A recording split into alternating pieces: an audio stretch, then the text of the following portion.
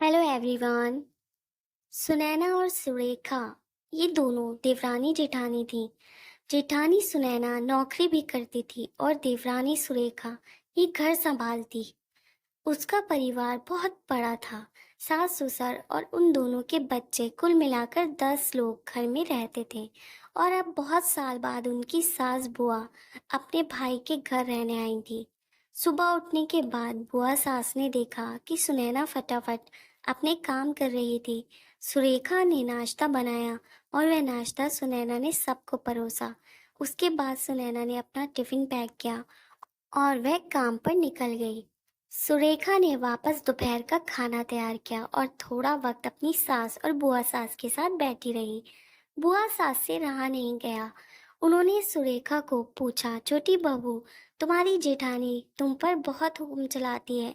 सुबह से देख रही हूँ रसोई घर में अकेले ही काम करती हो और वे महारानी दिखावा करने के लिए नाश्ता परोस रही थी, जैसे कि उसी ने ही बनाया हो। ये सुनने के बाद सुरेखा ने बुआ सास की तरफ देखा और बोली, बुआ सास जी, ऐसा कुछ नहीं है। सुनैना दीदी बहुत अच्छी है। बुआ सास बोली, तुम बहुत भोली हो सुरेखा। मुझे सब समझ में आता है, मेरे बाल धूप से सफेद नहीं हुए हैं। सुरेखा से अब रहा नहीं गया।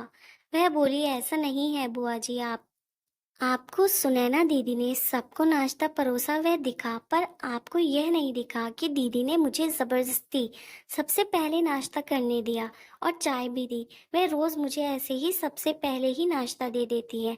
नहीं तो सबके लिए नाश्ता तैयार करते करते मैं खुद के लिए नाश्ता बनाना भूल जाऊंगी। दीदी मेरी कितनी चिंता करती है। दीदी सुबह जल्दी उठकर मंदिर साफ करती है, फूल सजा कर रखती है और मुझे उनके 1 घंटे बाद उठने के लिए कहती है। शाम को आते समय बाजार से सब्जी भी लेकर आती है, क्योंकि हमारे मिस्टर रात को देर से आते हैं और मम्मी जी को सुनैना दीदी ने बाजार में जाने को मना किया है, क्योंकि अब उनकी उम्र 60 साल से ज़्यादा हो गई है। बाजार में जाते समय उनको तकलीफ होगी, उनके पैर बहुत दुखेंगे। कभी उनको बाहर घूमने का मन हुआ तो सुनैना दीदी छुट्टी लेकर उनको घुमाने ले जाती हैं। और हाँ बुआ जी, दीदी रोज शाम को आने के बाद वह कितनी भी थकी हो तब भी मुझे खाना बनाने में मदद करती हैं। वे मेरी बड़ी जेठानी ज़रूर हैं, पर मुझे अपनी छोटी बहन की तरह समझती हैं और मैं उनको अपनी बड़ी बहन की तरह समझती हूँ। यह सब सुनकर बुआ सास एकदम चुप हो गई। उनकी चुगली सुरेखा के आगे टिक नहीं पाई।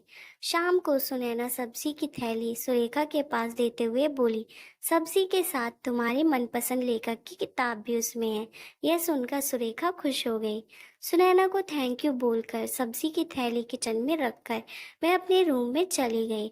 उतने में बुआ ने सुनैना को आवाज दी, बड़ी बहू जरा यहाँ आना। वह बोली, सुनैना तू इतनी मेहनत करके पैसे कमाती है और ऐसे फालतू में किताब खरीदी करके मुफ्त का खर्चा करती हो, वह भी अपनी छोटी देवरानी के लिए। वह ऐसे भी घर में बैठकर करती क्या है? तुम दिन भर मेहनत करती हो और वह घर में आराम करती है। इस पर सुनैना हंसकर बोली, क्या बुआ जी आराम? और सुरेखा, उसे तो कहने पर भी वह आराम करती नहीं। सुबह उठकर बेचारी काम करती रहती है। सबका मनपसंद खाना, मेरे और उसके मिलाकर 4 बच्चों का टिफिन, सब वही तो करती है। और तब भी उसके चेहरे पर हमेशा आनंद दिखता है। सुबह की चाय पीने के लिए उसके पास वक्त नहीं रहता। दोपहर को जब बच्चे घर आते हैं तो उनका खाना, होमवर्क सब वही देखती है, इसलिए मुझे बच्चों का टेंशन नहीं है और इसलिए ही मैं ऑफिस में मन लगाकर काम कर पाती हूँ। कुछ दिन पहले ही मुझे प्रमोशन मिला है। इसके अलावा मम्मी जी और पापा जी की दवाइयाँ कभी ख़त्म हो गई और कभी लाने की हो तो वही ध्यान में रखती है। घर में कोई मेहमान आए तो उनकी मेहमान नवाजी में भी वो ही करती है। बुआ जी, घर और बच्चे संभालना छोटी बात नहीं है। इतना सब सुनकर बुआ जी उनकी तो बोलती ही बंद हो गई। सुनैना कभी कोई शिकायत नहीं करती है, वह सब काम कर लेती है। वह सिर्फ पढ़ना पसंद करती है। फिर मैं मेरी छोटी बहन के लिए इतना नहीं कर सकती, मैं नहीं करूँगी तो फिर कौन करेगा?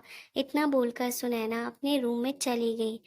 यह सब बोलना सुनैना की सास पीछे खड़े होकर सुन रही थी। वह बुआ के पास आई और बोली, जीजी ये दोनों देवरानी जेठानी जरूर हैं, लेकिन उनका रिश्ता दो सगी बहनों से ज्यादा पक्का है। मेरे घर की मजबूत दीवारें हैं ये दोनों।